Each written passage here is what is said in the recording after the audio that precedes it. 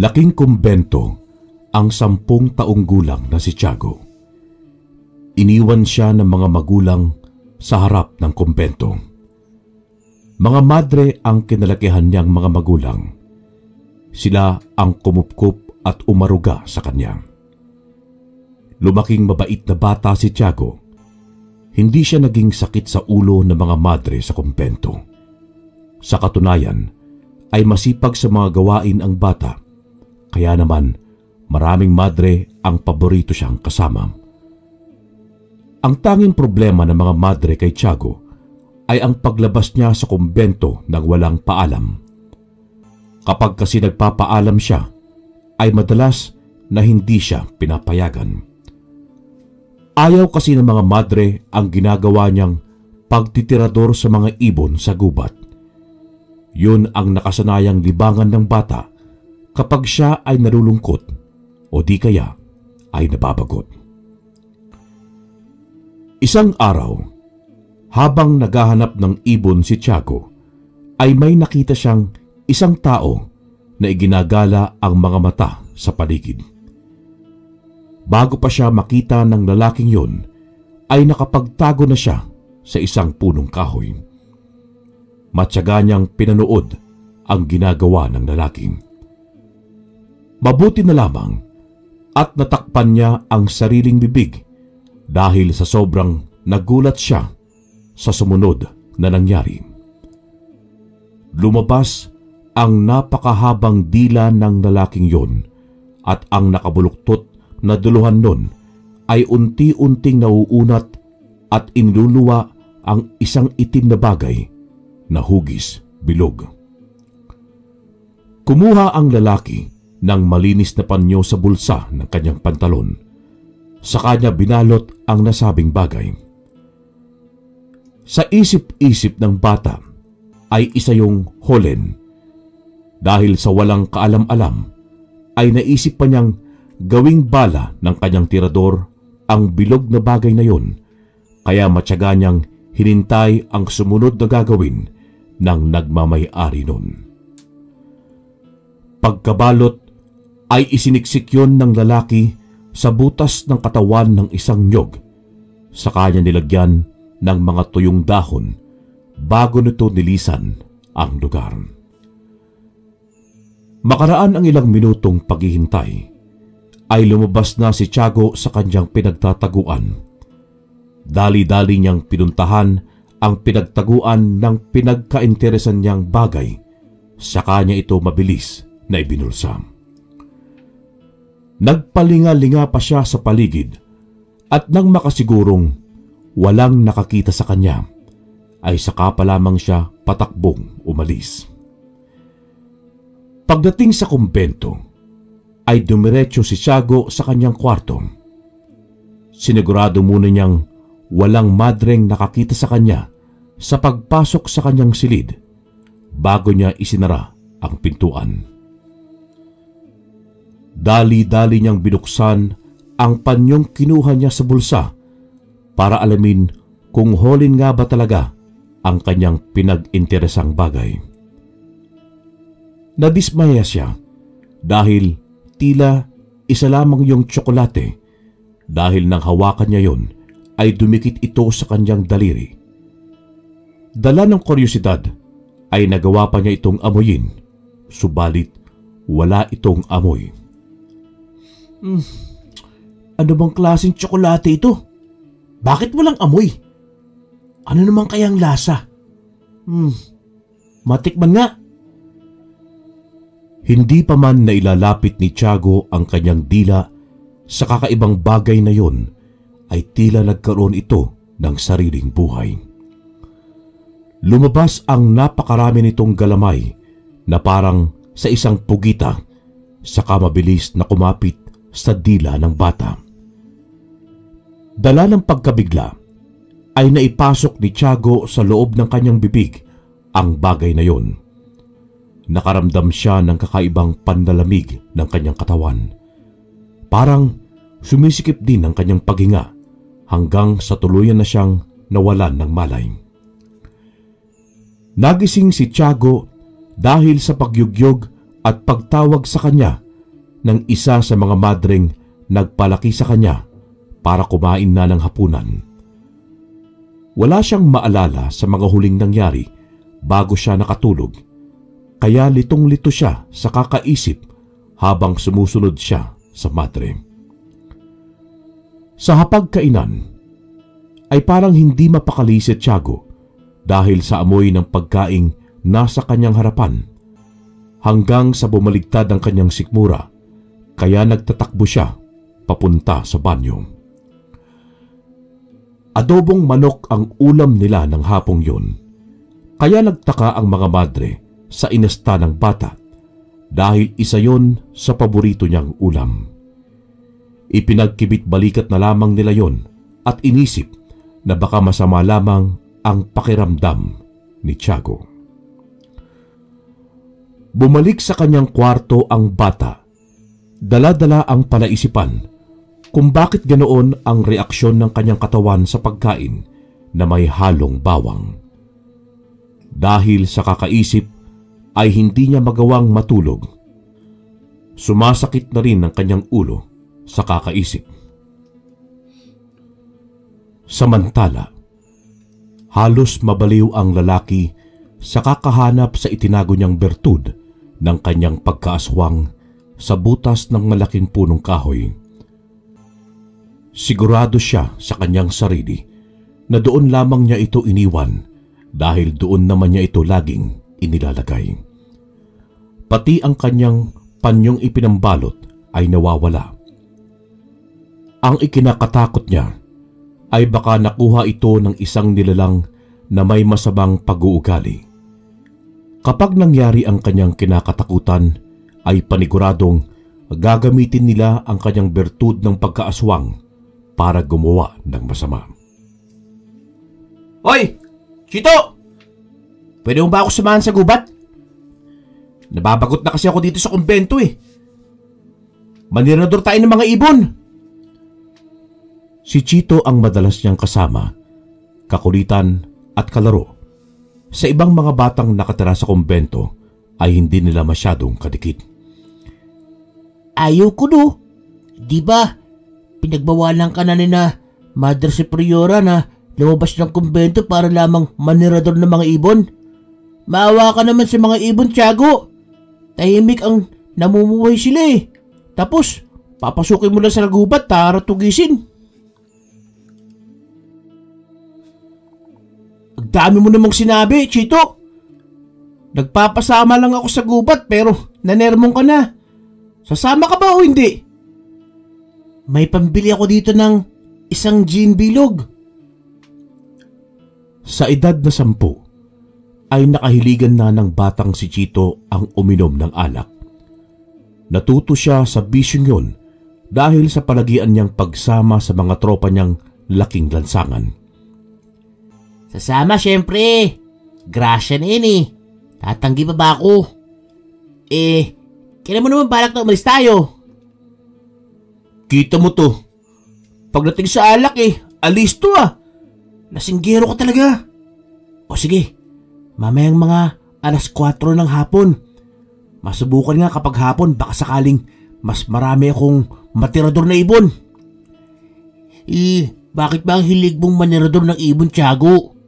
Pagkatapos mong makatirador at makapatay ng ibon, anong sunod mong ginagawa? Wala. Iniiwan ko lang sila kung saan sila nalalaglag. Gaya ng ginawa sa akin ng aking mga magulang. Iniwan sa kumbento at hindi na binalikan. Sa sinabing yon ni Tiago, ay hindi kaagad nakasagot si Chito. Dahil sa pareha silang lumaki sa kumbento, ay maagang tumanda ang kanilang mga isipan, kaya ganoon na lamang sila mag-isip. Hanip pa! May pinagugutan! Kahit pala uhugin ng bata. Siya nga pala, Tiago. Kung hindi mo mamasabay pwede bang arbor ko na lang yung mga ibon na matitirador mo? Ia-adobo ko sila at gagawing pulutan mamaya. Para naman may pakinabang ang mga pagpapakihirap mo, no?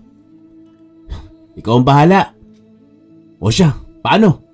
Mamayang 4:00 ha. Aasahan kita. Opo! Boss, amo! Pagkatapos nilang magkasundo, ay naghiwalay na sila ng tinahak na daan. Magkaiba kasi ang direksyon ng kanilang kwarto. Wala pa sa eksaktong oras nang katukin ni Chito si Tiago.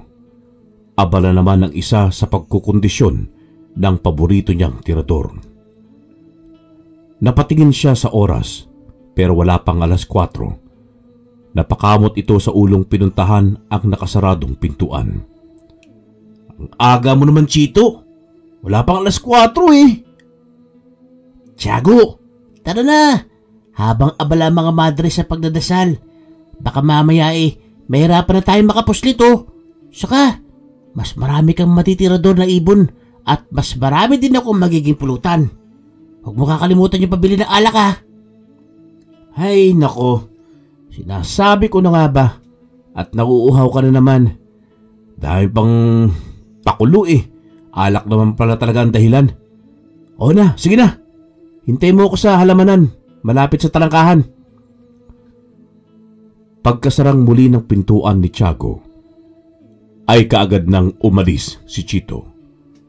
Pumunta siya sa sinabing lugar ng kaibigan para doon muna siya magtago habang naghihintay. Wala pang 5 minuto ay dumating na si Tiago sa kanilang tagpuan. Maingat nilang binuksan ang tarangkahan para hindi makalikha ng tunog. Pagdating nila sa gubat, ay saka pa lamang sila nakahinga ng maluwag. Napatunayan din ni Tiago na mas marami talagang ibon sa mga sanga ng punong kahoy kapag dapit hapon kaysa sa umaga na madalang ang kanyang nakikita. May kalakihan ang ibon na una niyang nakitang titiradorin. Bigla namang kumaripas ng takbo si Chito papuntang masukal na parte ng gubat habang hawak-hawak ang kanyang puwet. Napapailing namang natatawa si Tiago dahil sa ikinilos ng kaibigan. Katakawan kasi nito, kaya dito na sa gubat inabutan. Hoy Chito! Magugas ka mabuti ng puwet mo pagkatapos mo dyan ha! Utot lamang ang natanggap na tugon ni Tiago, kaya napasimangot ito. Binalingan na lamang niyang muli ng tingin ang may kalakihang ibon na hindi pa rin lumilipad sa kanya ito inasintam. Tagumpay naman niya itong napatamaan sa ulo, kaya padaos-dos itong bumagsak sa lupa. Patakbo niya itong pinuntahan subalit agad din siyang napatago sa isang puno dahil biglang naging isang lalaking nakahubad ang nakahandusay sa lupa. Ha? Paano nangyari yun? Sigurado kong ibon ang natamaan ko kanina at hindi isang tao. Kaya imposible ito. Kinusot-kusot ng bata ang kanyang mga mata, pero nang muli niya itong tignan, ay napagtanto niyang totoo ang kanyang nakikita. Nang makabawi ng lakas ang lalaki mula sa pagkakatirador sa kanyang ulo at padaustos na pagbagsak sa lupa, ay dali-dali nitong nilisan ang lugar. Mabuti na lamang at medyo nakakalayo na ito nang lumabas si Chito mula sa kanyang pinagkublian para tumae. Pero dahil sa lakas ng boses nito sa pagtawag ng pangalan ni Tiago, ay napalingon ang lalaki sa kanila. Naku naman, manahimik ka muna Chito, parang awa mo na. Kahit ngayon lang makisama ka na. Pabulong na dasal ni Tiago sa kanyang isipan na sana ay gumana.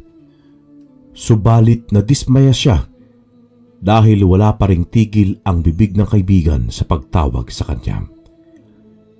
Kitang-kita ni Tiago ang biglaang pannilisik ng mga mata ng lalaki kahit may kalayuan ito sa kanilang kinaroroonan. Nang akma na itong pabalik, ay saka pa lamang lumabas ang bata sa pinagtataguang punong kahoy, saka pasigaw na inutusan ang kaibigan. Chito! Takbo! Bakit? Ano nangyari? Halatang nagulat ang bata sa biglaang paglabas at pagsigaw sa kanya ni Tiago, kaya wala sa wisyo siyang napasunod sa pagtakbo. Nagngingit-ngit naman sa galit ang lalaki, saka nagbago ng anyo bilang isang nakakatakot na nilalang. Hinabol niya ang dalawang bata ng sobrang bilis at dahil sa pagkataranta na magkaibigan, ay ibang direksyon ang kanilang natahak. Imbis na palabas ng gubat, ay papasok sa pinakapusod ang kanilang naging direksyon. Mabuti na lamang at nakapagtago sila sa makakapal na dayami bago sila abutan ng lalaking nanggagalaiti sa galit. Mula sa kanilang dinapaan ay kitang-kita nila ang itsura ng palingalingang nilalang sa buong paligid. Sa isip-isip ni Tiago ay malayong malayo ang itsura ng lalaki kumpara sa una niya itong pagkakita. Matapos ang ilang segundong paghahanap ay umalis na rin ang lalaki. Saka lamang nakahinga ang dalawa habang nanatiling nakadapa sa damuhan. Habang pawisan si Chito ay siya namang pagiging kalmado ni Tiago. Hindi ito makikitaan ng pagod. Ano bang klaseng nilalang yun, Tiago? At bakit tayo hinahabol? May traso ka ba doon? Kaya ganoon na lamang ang galit sa atin. Isa pa, tao pa yun? Hindi ko rin alam eh. Pero maniwala ka man o sa hindi, sa palagay ko hindi yung tao. Kanina kasi, may pinunteriya akong ibon gamit akong aking tirador. Hindi pang karaniwan ang laki niya, kaya tinamaan siya sa ulo. Sinundan ko siya kung saan siya bumagsak at yung lalaki na humabol sa atin ang aking nakita. Sigurado ka ba? Paano namang magiging tao ang isang ibon, Aber? Nalipasan ka na yata ng gutom eh. Gaya ng sabi ko, Chito, maniwala ka man o hindi, pero yun ang katotohanan. At saka, naniniwala ka bang tao yun? Eh sa itsura pa lang mukha ng isang aswang. Ganun ba? Mismo? Sus, pati ba naman ikaw naniniwala sa mga aswang na yan? Di naman sila totoo eh. Ibig mo sabihin sinungaling sila, Madre Superiora. Sila na mismo nagsabi sa atin noon na totoo ang mga aswang, hindi ba? Mababangis daw sila at kumakain ng laman ng mga tao eh. Sandaling natahimik si Chito. Totoo kasi na mismong ang mga madre ang nagkwento sa kanila na totoo ang mga nilalang na kumakain ng hilaw na karne ng mga hayop maski ng mga tao. Ayon pa sa isang madre na ang lugar na kinalakihan ay isang baryo sa Aklan, marami daw siyang nakitang mga aswang sa kanilang probinsya. Ayon pa sa madre ay hindi naman basta-basta nananalakay o nananakit ang mga aswang. Huwag lamang silang masaktan o magambala. Huwag din silang makakita ng mga taong nag-iisa sa mga liblib na lugar dahil nahihikayat din silang kainin ang mga ito at huwag ding magkataong makaharap ang mga aswang na gutom dahil tiyak na hindi ka nila tatantanan. Napalunok ng sariling laway si Chito dahil sa mga naalala. Pati kaluskos tuloy ng hangin ay nagugulat na siya. Buisit na yan. Hindi mo na lang sana pinaalalang tungkol dyan, Tiago eh. Kinikinibutan tuloy ako. Sa totoo naman talaga ang mga aswang at... Teka, huwag ka munang maingay. Balik sa pagkakadapa. Dali! Sumunod naman si Chito ng walang pagtatanong. Muli silang nakakita ng isa pang lalaki pero hindi nakakatakot ang muka. Agad na namukhaan ni Tiago ang lalaking yun. Ito ay walang iba kung hindi ang ninakawan niya ng itim na bilog na itinago niya sa isang punong kahoy. Dahil sa lalaki ay naalala na ng bata ang lahat na nangyari bago siya nawalan ng palay. Kinapa niya ang leeg, saka pinasadahan ng daliri ang kanyang lalamunan. Pagkaalis ng pangalawang lalaki, ay saka din siya muling tumayo. Tara na, Tiago, baka pa tayo abutan ng dilim dito. Mas lalo nakakatakot na kapag sumapit ng gabi. Sumang-ayon naman si Tiago. Bumalik sila sa direksyong kanilang pinanggalingan, pero tila mas lalo silang naliligaw. Hindi na kasi pamilyar ang lugar na kanilang tinatahak. Mas lalo pang dumaloy sa buong sistema ni Chito ang takot dahil sa malalakas na alulong na kanilang naririnig. Nalinti ka na, tol. Ano yun? Mga aswang na ba? Sabi ko naman kasi sa'yo, masama ang manerador ng mga ibon eh. Yan tuloy. Gagabihin pa tayo sa paghanap ng tamang daan. Pahamak na alak to oh. Manahimik ka na lang, Chito. Dahil maski magsisihan tayo, ay wala naman niyang may tutulong para mahanap natin ang daan palabas. Mas lalong manahimik ka. Dahil kung totoong aswang nga ang ating mga naririnig, ay baka matuntun nila ang ating kinaroroonan dahil sa ingay mo. Malalakas pa naman ang pang-amoy pandinig nila. Sa pananakot na yon ni Tiago sa kaibigan ay naging epektibo. Wala na siyang narinig na kahit nakatiting na salita mula kay Chito. Muling nakaramdam ng mga nilalang si Tiago mula sa direksyon na kanilang tinatahak. Kinuwelyuhan niya ang kaibigan sa damit, saka niya ito hinila sa tagong lugar. Shh! Huwag ka maingay. Kung ayaw pang mamatay, maliwanag. Mahina ang boses ni Tiago habang kinakausap ang kaibigan. Panay tango lamang nito sa kanya bilang pagtugon. Aksidente namang sumabit sa isang matulis na sanga ng isang halaman si Chito, dahilan para masugatan siya at sumirit ng dugo sa kanyang braso. Dali-dali yung sinungguban ni Tiago sa kamarahas na sinipsip. Nagulat naman ang bata sa inasta ng kaibigan. Aray! Tiago! Tama na! Makasipsip ka ng dugo ko eh! Daig mo pa ang lamok! Aswang ka na ba ha? Pambihira! Nagulat naman si Tiago sa kanyang inugali. Alam niya sa sarili na bahagya siyang nawalan ng kontrol nang maamoy niya ang sariwang dugo ni Chito. Nakaramdam kasi siya ng iba yung gutom ng mga sandaling yun at base sa kanyang panlasa ay napaka-espesyal ng dugo bilang kanyang inumin. Hindi ko alam ang nagawa ko, tol. Pasensya ka na ha. Ako man nabigla sa aking inasal eh. Para kasing ang bango ng dugo mo sa aking pang-amoy eh. Ay naku, nalipasok ka na nga ng gutom.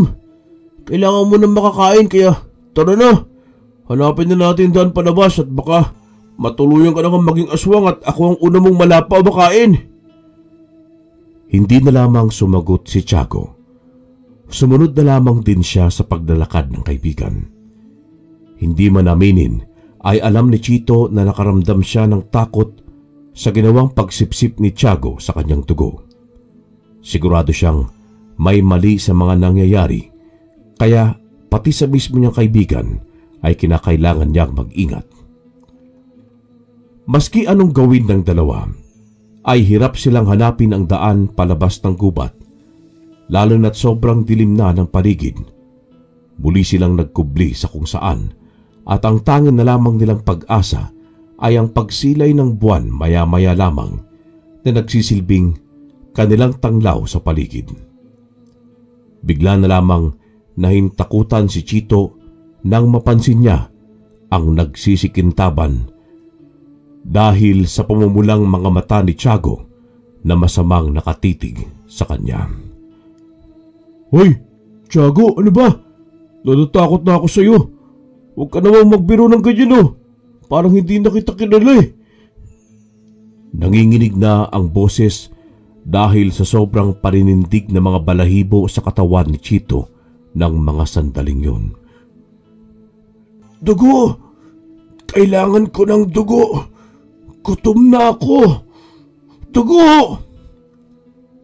Tuluyan nang nawala sa sarili si Tiago. Hindi na niya kayang panlabanan pa ang bertud ng isang aswang na nasa kanyang dila at kinokontrol siya. Naiyak na rin si Chito dahil hindi na talaga niya natiis pa ang sobrang kabang na darama. Mas lalong binalot ng takot ang buong sistema ni Chito nang makapamahagi na ang buwan ng kanyang liwanag nang makalabas na ito. Kitang-kita niya ang pagbabago ng itsura ni Tiago bilang isang mabangis na nilalang. Mabuti na lamang at nagawa pang makapag-isip ni Chito. Patakbo niyang nilayuan ng kaibigan, saka naghanap ng sanga ng kahoy para gamiting pangdepensa kung sakaling atakihin siya nito. Tiago naman eh! Labanan mo, tol! Huwag kang papatalo sa kumukontrol sa'yo kung ano man yan. Ako ito, si Chito, kababata mo at matalik na kaibigan. Naiintindihan naman ni Tiago ang sinasabi ng kaibigan, pero dinadaig siya ng kanyang pagkagutom. Hindi niya malabanan ang pagkatakam sa sariwang dugo at laman ng isang tao, lalo na at natikman na niya ito kanina. Marahan niyang nilalapitan ang takot na kaibigan. Tuluyan na siyang dinaig ng kanyang kagutuman. Binabato naman siya ni Chito ng mga napupulot niyang mga tuyong sanga ng punong kahoy sa paligid. Hanggang sa isa pang mabangis na nilalang ang lumabas mula sa kadiliman ng gabi. Agresibo itong inatake si Chito. Diyos ko po, tulungan niyo ako! Huwag niyo mo pabayang malapa ako ng aswang! Inay ko! Napapikit na lamang ng mga mata si Chito, saka tinakpan ng kanyang mga kamay ang mukha habang patuloy sa pag-iyak. Ayaw naman niyang isipin, pero wala siyang magagawa kung hanggang doon na lang talaga ang kanyang buhay. Subalit dumaan na ang halos 1 minuto ay hindi pa rin siya inaatake ng dalawa. Unti-unti niyang inalis ang mga kamay sa kanyang muka, saka marahang idinilat ang mga mata. Doon niya nakita na abala si Tiago sa paglapa sa nilalang na sigurado siyang isa ring aswang na sumugod sa kanya kanina. Hindi niya akalain na maski na sa katauhan ng mabangis na nilalang ang kaibigan, ay nagawa pa rin siya nitong protektahan. Tiago, salamat ha! Nang marinig siya ng kaibigan, ay itinigil nito ang paglantak sa lamang loob ng aswang, saka dahan-dahang pumihit sa kanyang kinaroroonan. Pinunasan muna niya ang bibig na may bahid ng dugo, saka nagsalita. Chito, kaibigan! Walang ano-ano'y bumagsak si Tiago sa lupa na nawalan ng malay. Patakbo naman siyang pinuntahan ni Chito.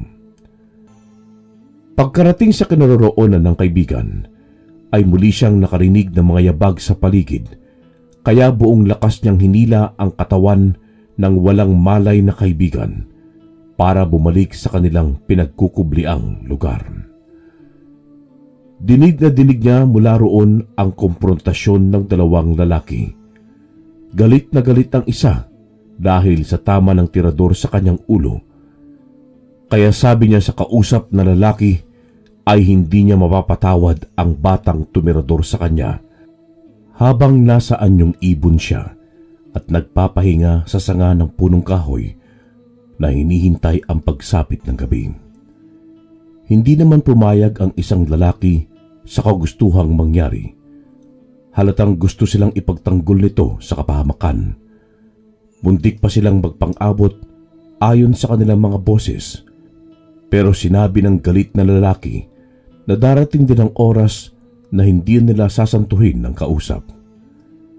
Lalabas na sana mula sa pinagtataguan si Chito para magpakita sa lalaking naiwan na may pagmamalasakit sa kanila, pero naunahan sila ng takot na baka isa rin yung aswang na nagpapanggap lamang na isang mabuti para ito ang makalapa sa kanila. Kaya mas minabuti na lamang ng bata na manahimik sa kanilang kinaroroonan at hintayin ang pagsapit ng bagong umaga. Dala ng pagkabagot, hindi na namalayan ni Chito ang makatulog sa tabi ng kaibigan. Nagising si Tiago na tila pasan siya ng isang nilalang. Dahan-dahan niyang iminulat ang mga mata at doon niya nakumpirmang hindi siya nagkakamali ng hinala. Nakita pa niya sa kanyang tabi ang kaibigang si Chito na pareho din ng postura na himbing pa rin ang pagkakatulog. Hindi na lamang nagpapahalata muna ang bata na gising na ito saka nagtutulog-tulugan. Sa isang kubo sila dinala ng lalaki na kaagad niyang namukhaan. Yun ang nilalang na ninakawan niya ng bertud ng pagkaaswang. Sa kaunting pagdilat ng mga mata ni Tiago ay nalaman niyang may pamilya din ang lalaki dahil sa mga litratong nakasabit sa dingding. Isang babae at isang sanggol ang kasama niya sa larawan. Base sa kanilang imahe ay masaya naman silang namumuhay. Nang mabagot ay hindi na natiis pa ng batang si Tiago ang kausapin ng lalaki. Magandang gabi po, kuya. Hindi naman nagulat ang lalaki. Humarap siya sa bata na may guhit ng ngiti sa mga labi, saka nagsalita. Magandang gabi naman, bata. Tawagin mo na lamang akong Kuya JR. Kumusta naman ang pakiramdam mo? Mabuti naman po, Kuya JR. Paano po pala ang kaibigan ko? Bakit po wala siyang malay? Pareho kayo walang malay nang matagpuan ko kayo, kaya hindi ko alam. Marahil ay dahil sa matinding pagod kaya kayo nakatulog na mahimbing. Ganun po ba, kuya? Siguro. Ako naman ang magtatanong. Sana'y sagutin mo ako ng totoo at huwag kang magsisinungaling. Malumanay pa din ang boses ng lalaki ng mga sandaling yon habang kinakausap ang bata. Tumango naman si Tiago, tanda ng kanyang pagtugon. Ikaw ba nagnakaw ng bertud ko? Huwag kang mag-alala. Alam ko namang mabuti kang bata kaya hindi ako galit. Magagalit lamang ako kapag sama-sama ito napunta. Napayuko ang bata dahil sa hiya.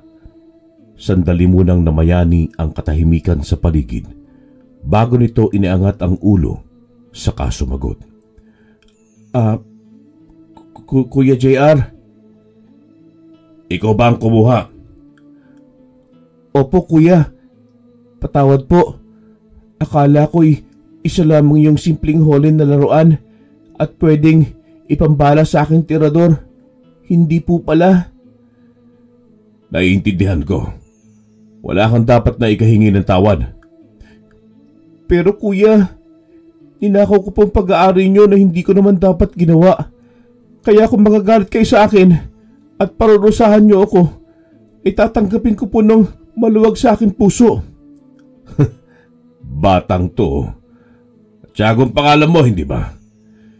Hindi ako magagalit. Alam mo ba kung bakit?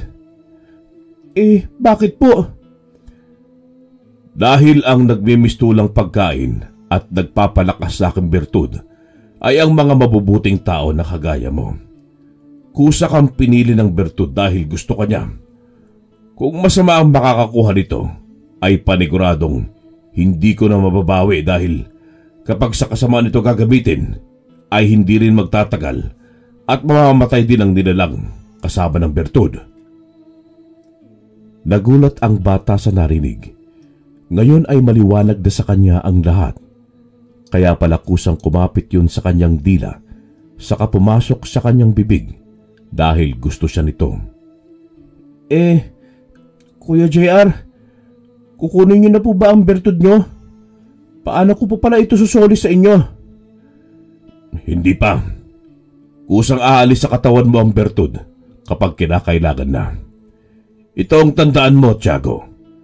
Kapag gusto nang umunat ng iyong dila, ay huwag mong pipigilan, ha? Dahil yun na ang takdang oras para bumalik sa akin ang bertud ng aking pagkaswang bilang isang gabunan.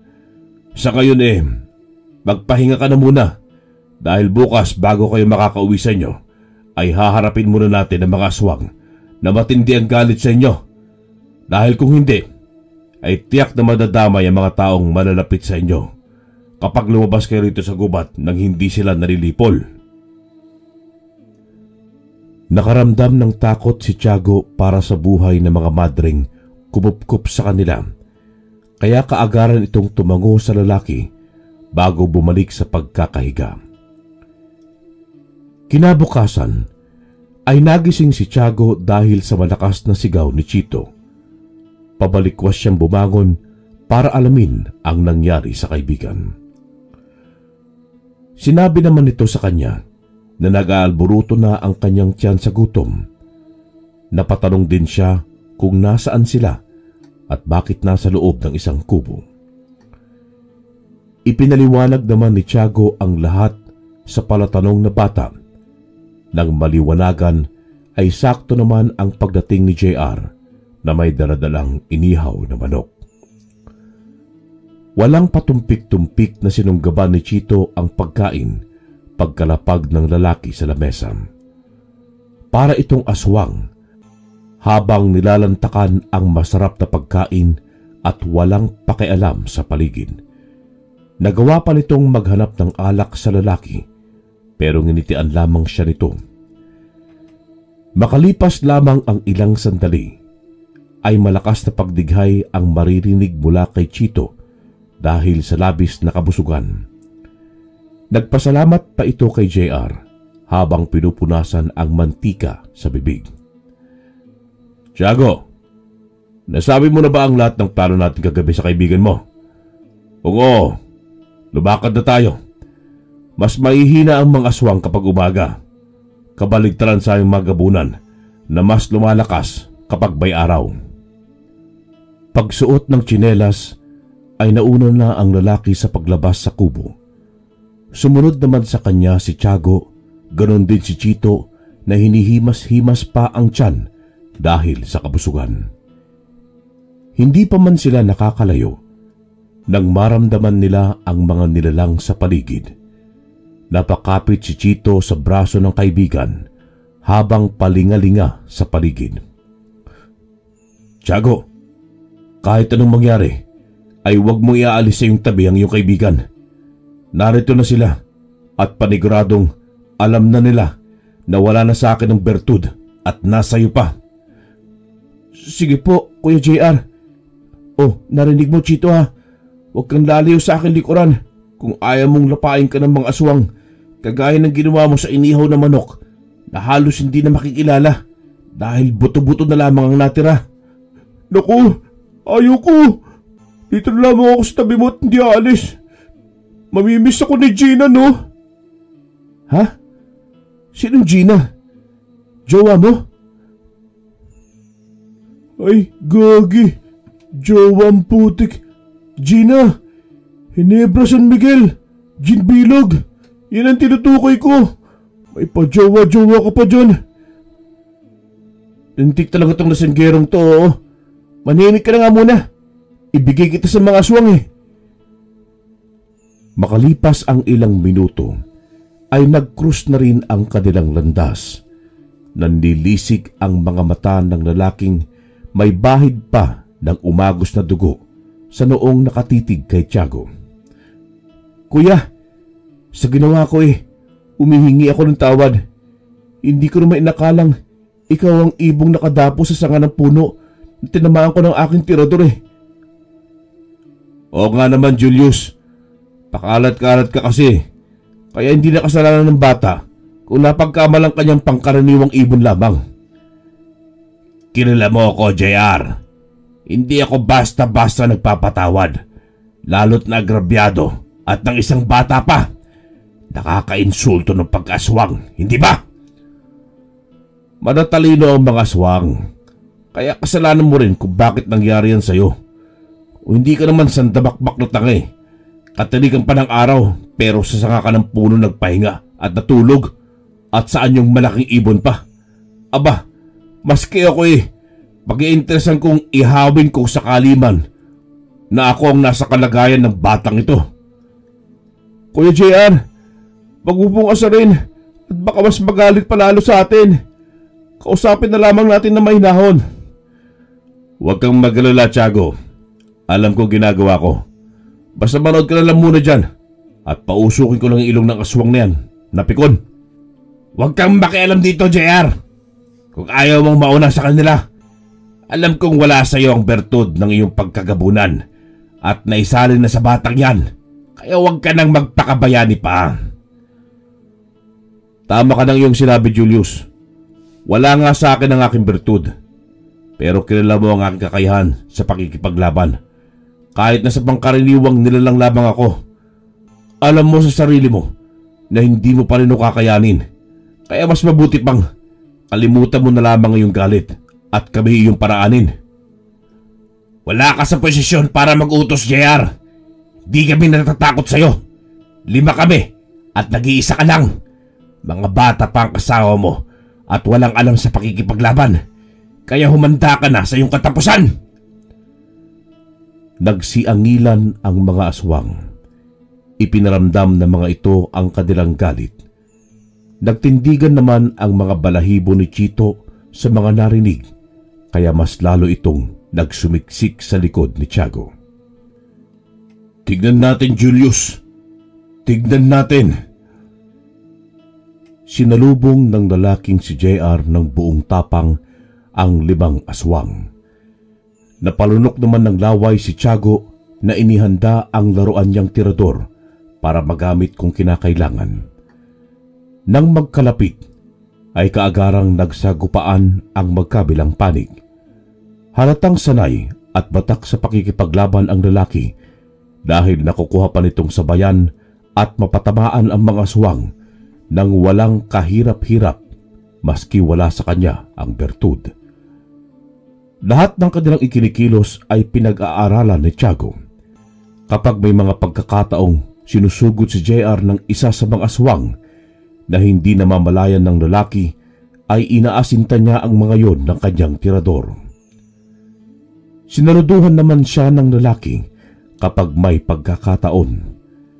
Mas lalo namang nanggagalaiti sa galit si Julius dahil hindi niya magawang masugatan ang lalaking kanilang katunggali. Hanggang sa nakaisip ng isang maitim na plano si Julius. Sinadya niyang magpatama kay JR at piniling tumilapon sa masukal na parte ng gubat.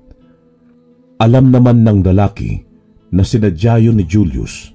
Ang kaso, hindi niya magawang balaan si Tiago dahil sa mas lalong binilisan ng 4 na natitirang aswang ang kanilang pagkilos, kung kaya nahirapan siya lalo. Huli na nang makakuha siya ng pagkakataon dahil nahablot na ni Julius si Chito mula sa likuran ni Tiago. Tiago! Tulong! Tulungan mo ako! Ah! Chito! Akma na sanang hahabulin ni Tiago ang kaibigan nang pigilan siya ni JR. Sinabi nito na mas delikado kung pati siya ay madakip ng mga aswang. Kung gusto niya bang makita ng buhay ang batang ito, ay pumunta ka sa aming baryo, JR, kasama ang batang yan at ang iyong bertud ng pag-aswang. Dahil kung hindi, kakainin namin ito at ipapadala sa inyo ang kanyang bungo. Bago lumisan, ay naghalakhakan pa ang 5 aswang. Napakuyom naman ng mga kamao si JR dahil sa galit. Napaupo ang batang si Tiago sa lupa na tila napanghinaan ng loob. Umagos ang mga luha sa mata dahil sa pag-aalala sa kaibigan. Nilapitan naman siya ng lalaki, saka pinakalma ang kalooban. Sinabi nito na nasa maayos lamang ang lahat. Hindi niya papahintulutang may mangyaring masama sa kanila maski ibuwis pa niya ang sariling buhay. Itong tandaan mo, Tiago, ha? Mamayang gabi, kukunin ko na muna mula sa iyo ang aking bertud. Dahil sa iyong pagiging mabuting kaibigan, ay busog na ang bertud pagsapit ng gabi.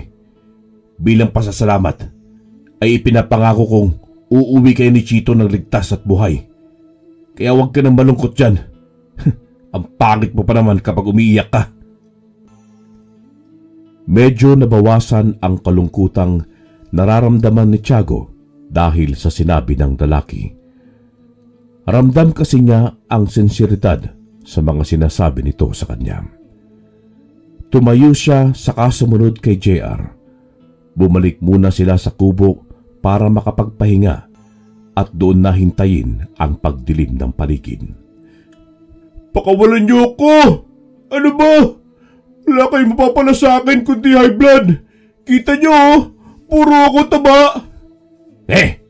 Manahimik ka ng bata ka. Ano bang dapat namin gawin sa'yo para manahimik ka? Bigyan niyo ako ng masarap na pagkain at gin bilog. Aray, buwisit na batang ito Bata ko, nalasing ko pa. Kung hindi lang dahil sa bertud ni JR bilang gabudan, kinain ka na namin kanina pa Asikusuhin niyo nga ito at bigay ang gusto para manahimik na. Rinding-rindi na ako. Yan ang gusto ko. Salamat po, Uncle. Hindi kita kaano-ano. Buisit! Madali talagang mapikon si Julius, kaya gustong-gusto siyang asarin ni JR kapag nagkikita sila. Dati naman silang matalik na magkaibigan, pero dahil sa masamang pag-uugali ni Julius at pagkakaiba nila ng prinsipyo sa buhay, ay naghiwalay sila ng tinahak na landas. Mas pinili ni JR na mapag-isa. Kapag may pagkakataon, ay itinatago niya ang kanyang bertud ng pagiging aswang na gabunan sa kung saan niya gustong naisin. Masyado kasing interesado si Julius na makuha yon, kaya pinakaiingatan niya ito. Hindi naman siya pwedeng galawin o di kaya paslangin kapag wala sa kanya ang bertud, dahil mas lalo silang mawawalan ng pag-asang mapasakamay yun. Saka lang sila naglakas ng loob na labanan si JR dahil nasa batang si Tiago na ang bertud na kanilang pinaka-inaasam-asam, kaya madali na lamang nila itong makuha. Ang kaso ay hindi pa rin sila nagtatagumpay dahil sa abilidad na taglay ni JR sa pakikipaglaban, kaya sa pamamaraang pagdukot na lamang kay Chito sila umaasa. Sigurado si Julius na darating ang dati niyang matalik na kaibigan dahil hindi maaatim ng konsensya nito na may madamay na inosente nang dahil lamang sa kanyang bertud. Todo paghahanda ang ginawa ng 5 magkakasamang aswang para sa muli nilang pagharap sa gabunan na si JR, at sisiguraduhin na nilang sa pagkakataong yun ay sila na ang mananalo sa laban. Dumating na ang sandali na pinakahihintay ng lahat. Handa na rin sina Tiago at JR sa paglusob sa baryo ng 5 aswang. Nakapagplano na rin sila ng mga dapat na gawin para hindi sila maisahan sa laban. Bago sila tumuloy ay pinagsaluhan muna nila ang dala-dala ng lalaki na isang maliit na kambing para may lakas sila sa pakikipagtuos sa grupo ni Julius. Tara na po, Kuya JR. Baka kung ano na po mangyari kay Chito hindi ko pa rin kasi maiwasan ng mag-alala sa kanya. Tinapos ng lalaki ang kanyang hapunan. Pagkatapos niyang punasan ng bibig, ay nagsimula na silang maglakad. Mahigit 1 oras din ang kanilang lalakarin bago makarating sa kuta ng mga aswang. Kabisado naman ni JR ang papunta roon, kaya tiyak na hindi sila mahihirapan dahil dati na rin siyang tumira sa baryong yon noong maayos pa ang pagkakaibigan nila ni Julius. Nang nasa bungad na sila, ay hinawakan ng lalaki sa balikat ang batang si Tiago Binilinan niya ito na tandaan ang lahat ng kanilang mga plano para hindi sila mabudilyaso. Tumango naman si Tiago, saka sinabi na wala na itong dapat ipag-alala dahil nakatanim na lahat sa kanyang isipan ang kanilang mga pinag-usapan. Kaya naman, binaybay na nila ang daan papasok sa baryo. Nabungaran nila ang 5 mga aswang na nakahiga sa mga malalaking bato. Si Chito naman ay nasa loob ng tila malaking hawla na mahimbing nang natutulog. Sa tabi niya ay nakita ni Tiago ang mga buto ng karne at isang bote ng alak. Alam na ng bata kung anong nangyari sa kaibigan. Aba, mga aswang na konsentidor naman ng mga ito. Binigyan talaga ng alak eh. Bulag tatuloy. Oy! Julius na aswang! Masama ka talaga impluwensya, no? Oh, bakit? Ibinigay ko lang naman ang hiling ng iyong kaibigan na. Nakakalindi na kasi ang kanyang kakulitan. Kaya imbis na katayin namin siya, nilasing na lang.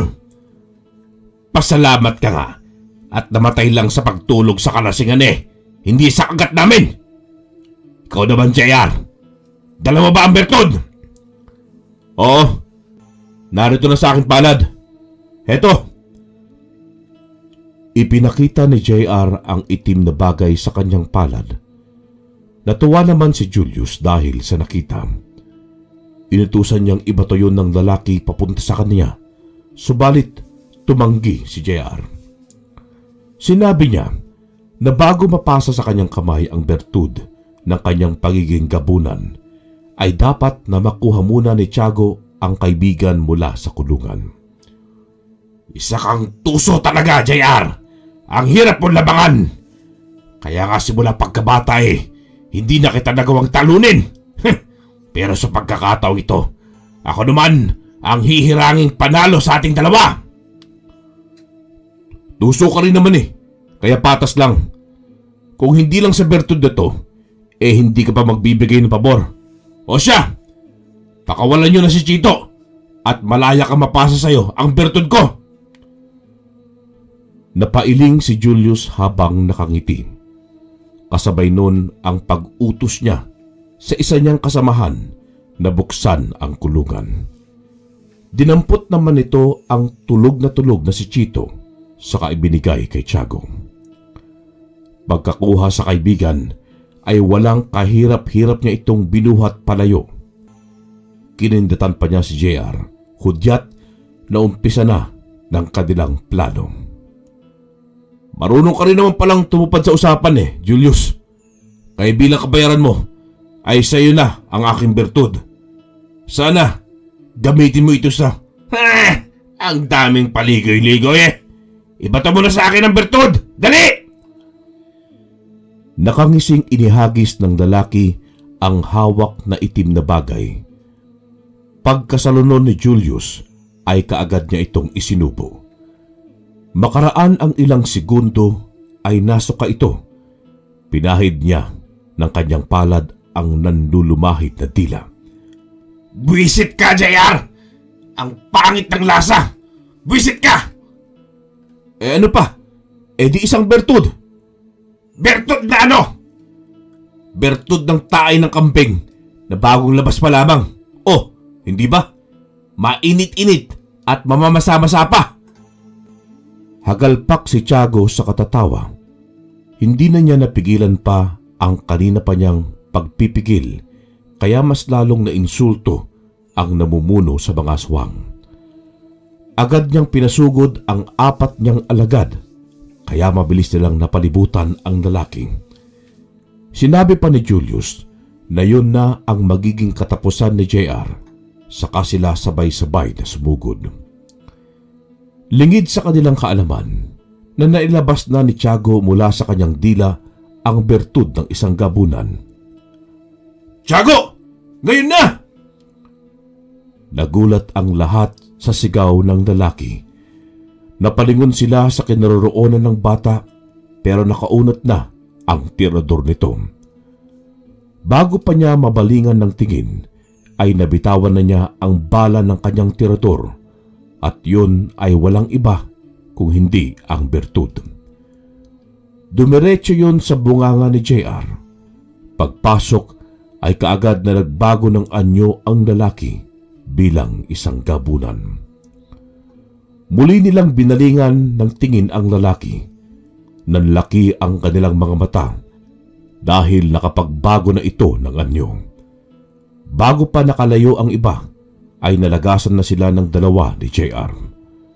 Wakwak ang tiyan ng mga ito at nagsibagsakan ang mga lamang loob sa lupa nang hiwain ng gabunan ang kanilang tiyan, kaya kaagaran silang binawian ng buhay.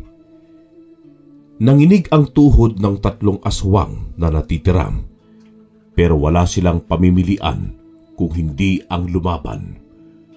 Alam kasi nila na hindi rin sila patatakasin ng lalaki dahil sa mga pangyayari. Sugod! Huwag nating ipakita sa gabunan na yan na takot tayo sa kanya. Ipabalas natin ang ating bangis bilang mga aswang sa lalaking yan. Paslangin siya! Lumipat naman si Tiago sa ibabaw ng bato. Napapasarap kasi ang kanyang panonood. Kapag may mga pagkakataon, ay pinupukol niya ng maliliit na bato sa ulo ang mga aswang gamit ang kanyang tirador. Sobrang nasisiyahan siya sa mga ginagawa, lalo na kapag bumabakat ang mga bukol ng mga aswang na kanyang napapatamaan. Dahil sa kanyang kapilyuhan, ay nawawala sa konsentrasyon ang mga aswang, kaya muling napuksa ni JR ang isa sa kanila, kaya 2 na lamang silang natitira. Ang daya nyo! Pinaglalaroan nyo kami sa mga pinaggagawa nyo eh. Lumaban kayo ng patas kung talagang matapang kayo! Ano naman ba pinagsasabi mo ha, Julius? May papatas-patas ka pang nalalaman. Bakit? Patas ba ang ginawa mong pagdukot kay Chito? Ha? Nakaramdam ng hiya si Julius, kaya naman muli siyang umatake. Ang isa niyang kasama ay tatakas na sana, subalit hindi niya yon hinayaan. Nagpumilit ang aswang, pero tinutulan pa rin siya ni Julius, at nang ayaw na siya nitong pakinggan, ay siya na mismo ang kumitil sa buhay ng kanyang tauhan nang hugutin niya ang puso nito. Napakasama mo talaga, Julius. Sarili mong kasamahan ay ganun mo na lamang kadaling pinatay. Makasarili ka talaga. Dapat lang na naputol at natapos ang ating pagkakaibigan. Manahimik ka! Akala mo, napaka-perpekto mong aswang. Kung hindi ko pa alam ang pag-iwan mo sa iyong mag-iina dahil sa pagkasilaw mo din sa kapangyarihan. Nagpanting ang mga tenga ni JR sa narinig. Mabilis niyang inatake si Julius na puno ng galit ang dibdib. Hanggang sa makalmot at matusok gamit ang matatalas niyang kuko ang dating kaibigan sa magkabilaang braso at hita.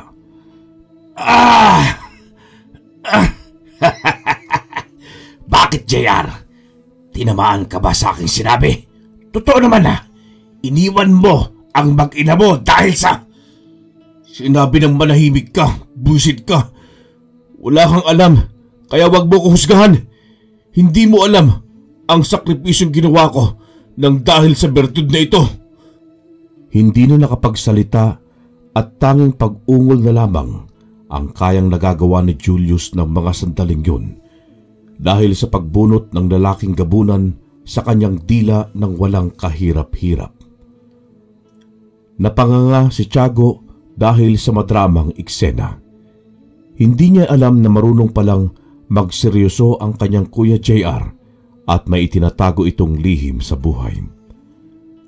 Bago siya bumaba sa ibabaw ng bato, ay pinakawalan muna niya ang huli niyang bala sa noo ni Julius, kaya mas lalong naasar sa kanya ang aswang.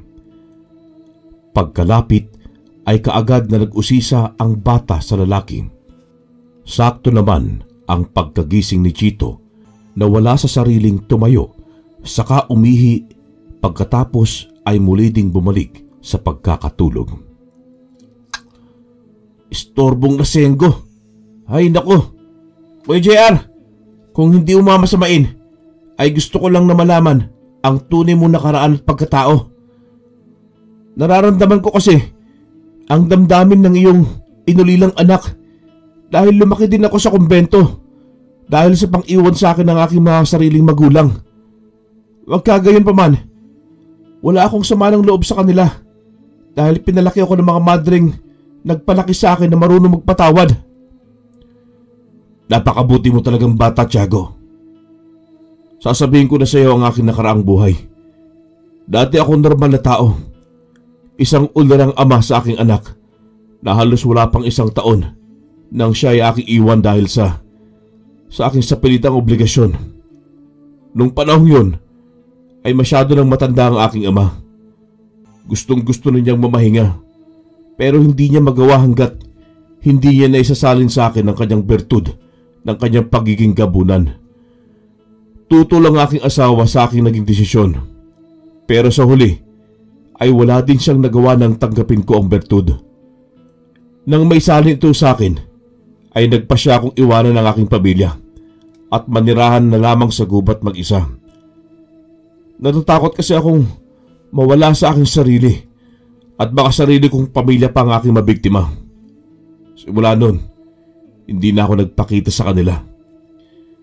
Grabe po pala ang nakaraan niyo, kuya. Alam ko po na naiintindihan kayo ng asawa niyo at ng inyong anak kung nasaan man sila ngayon. Siya nga po pala. Ito naman po ang itsura ng aking ina. Pag-abot ng lalaki sa kwintas ng bata ay binuksan niya ang pendant. Nanlaki ang kanyang mga mata na ang babae sa litrato at ang kanyang asawa ay iisa.